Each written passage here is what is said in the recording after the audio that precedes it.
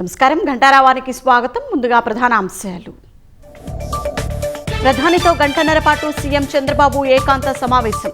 అమరావతి పర్యటనకు ఆహ్వానం. రాయలసీమ అభివృద్ధిపైన చర్చ.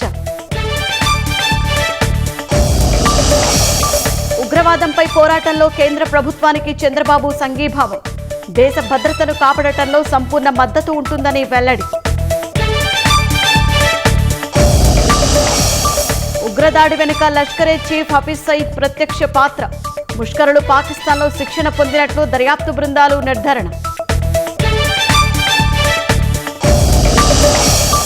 పాక్ జాతీయులను గుర్తించి వెనక్కి పంపేయండి. రాష్ట్రాల ముఖ్యమంత్రులకు అమిత్ షా సూచన.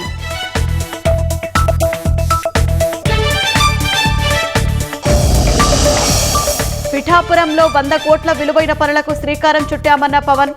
ఆర్థికంగా ఇబ్బందులున్నా హామీలన్నీ అమలు చేస్తున్నామని వ్యాఖ్య.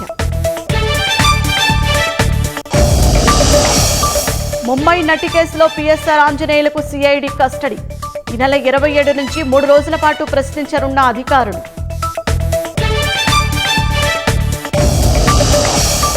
మదనపల్లె దసరాల దగ్ధం కేసులో మాధవరెడ్డి విచారణ. సెల్ఫోన్ నుంచి కీలక డేటా సేకరణ.